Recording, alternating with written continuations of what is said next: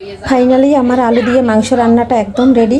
বন্ধুরা দেখো কালারটা কত সুন্দর আসছে, দেখতে যেরকম হয়েছে খেতে কিন্তু অপূর্ব হয়েছে। আমার বাবু কিন্তু খেয়ে নিয়েছে, তারপরে কিন্তু ভয়েস দিয়েছি। ছেলে মেয়ে দুইজনেই খাওয়া শেষ। আর এইভাবে একবার হইলেও বন্ধুরা রান্না করে দেখবে, তাহলে খেয়ে দেখবে আর কমেন্টে জানাবে কেমন লাগে।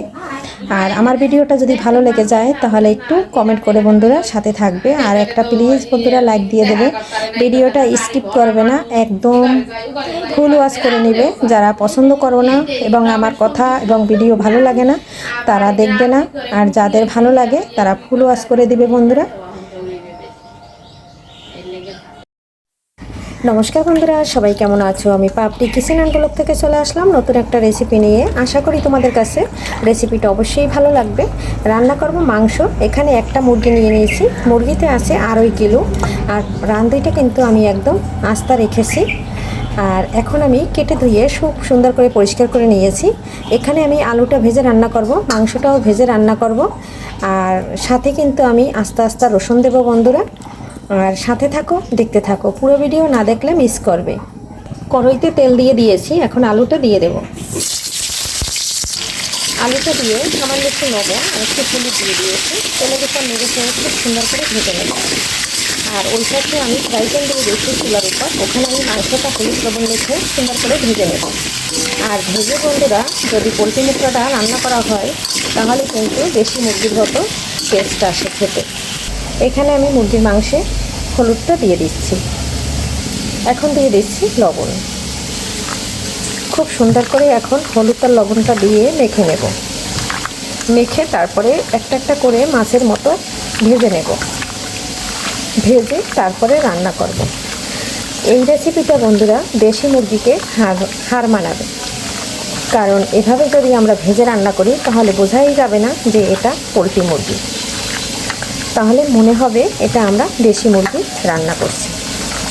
সাথে থাকো বন্ধুরা, দেখতে থাকো। মুরগিটা মাখা হয়ে গেছে কথা বলতে বলতে। আর এখন কিন্তু আমি এক এক করে ভেজে নেব। ফ্রাই প্যানে তেল দিয়ে দিয়েছি, আর এখন আমি মুরগিগুলো ভেজে নিচ্ছি। অনেকগুলো মুরগি দিয়ে দিয়েছি, আমি কিন্তু একদম বড় বড় সাইজ করে কেটে নিয়েছি। আর মুরগিগুলো সব উল্টে পাল্টে ভেজে নেব। মুরগিগুলো কিন্তু একটা পাশ ভাজা হয়ে গেছে, আমি একটা পাশ উল্টে দিচ্ছি। আর বন্ধুরা আমি কিন্তু হাতে ধরে ভিডিওটা করি, দেশে দেশের বাহির থেকে যারা আমার ভিডিওটা দেখছে তাদেরকে অসংখ্য অসংখ্য ধন্যবাদ এবং ভালোবাসা রইল, শুভকামনা রইল। এদিকে দেখো আলুটাও কিন্তু খুব সুন্দর করে ভাজা হচ্ছে। আর একদম কিন্তু সুন্দর করে লাল লাল করে একটু ভেজে নেব। আর 1 মিনিটের মতো ভাজলেই লাল লাল হয়ে যাবে। একটা পাশ মোটামুটি হয়ে গেছে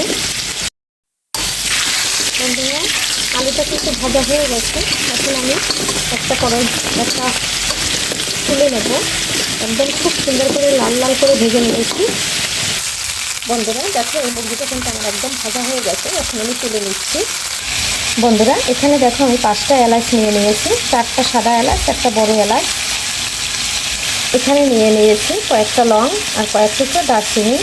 বন্ধুরা দেখো এলাচ করা কিন্তু একদম ছোটো করে নিয়েছি। আর এদিকে কিন্তু মশলা টশলা একসাথে নিয়ে নিয়েছি বন্ধুরা। দেখো আলুটা ভেজে উঠেই নিয়েছি, তেলের ভিতরে 2টা তেজপাতা আর কয়েকটা জিরা দিয়ে দিয়েছি।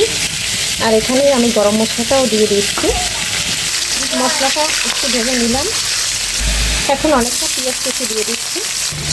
পেঁয়াজ কুচিটা এখন দিয়ে সুন্দর করে নেড়ে ছেড়ে একটু লাল লাল করে ভেজে নেব। আর ওদিকে মশলাটা কিন্তু আমার খুব সুন্দর করে ভেজে ফ্লেভারটা কিন্তু একদম বের হয়ে গেছে। পেঁয়াজটা একদম লাল করে ভাজা হয়ে গেছে বন্ধুরা। এর থেকে বেশি ভাজবো না, তাহলে মশলার কালারটা নষ্ট হয়ে যাবে। এই পর্যায়ে আমি একটু জল দিয়ে দিই। এখানে আমি আদা বাটা নিয়েছি, রসুন বাটা নিয়েছি, পেঁয়াজ বাটা নিয়েছি। মশলাটা দিয়ে দেব। মশলাটা দিয়ে দিচ্ছি, এখন আমি ভালো করে কষিয়ে নেব। এদিকে আমি অবশিষ্ট মুরগিগুলো খুব সুন্দর করে ভেজে নিচ্ছি। একদম ভাজা হয়ে গেছে, এটা কিন্তু অফ ক্যামেরায় আমি ভেজে নিচ্ছি। দেখো বন্ধুরা এখানে কিছু কাঁচামরিচ ফালি করে দিয়েছি। এখন আমি স্বাদ অনুযায়ী লবণটা দিয়ে দিলাম। এখন আমি এক এক করে সব মশলাগুলো দিয়ে দেব। হলুদ দিয়ে দিচ্ছি, ভিনেগার গুঁড়ো দিয়ে দিচ্ছি, জিরার গুঁড়া দিয়ে দিচ্ছি। যে যেরকম ঝাল খাবে সেরকম মরিচ দেবে। আমি ঝাল একটু বেশি খাই, তাই কিছু কাঁচামরিচ দিয়ে দিয়েছি। সম্পূর্ণ মশলাটা দিয়ে একটু নেড়ে ছেড়ে দিচ্ছি। এখন আমি কিছুটা জল দিয়ে দেবো। আর এটা কিন্তু আমি আর তেল দেবো না, অল্প তেলেই কিন্তু আমি রান্না করে নেব। অফ ক্যামেরায় একটু জল দিয়ে দিয়েছি। আর এখানে আমি মুরগির গিলা কলজা পা এটা আমি দিয়ে দিয়েছি, ভাজে নাই, ভাজা। এটা দিয়ে একটু এই মশলার ভিতরে সুন্দর করে কষিয়ে নেব।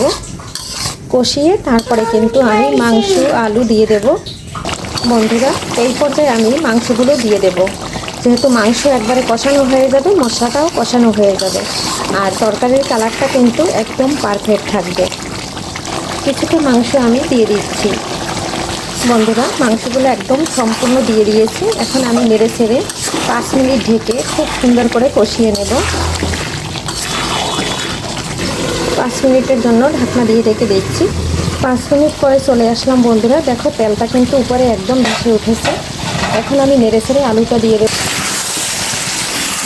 একদম মশলাটাও কষানো হয়ে গেছে, আর সাথে মাংসটাও কষানো হয়ে গেছে।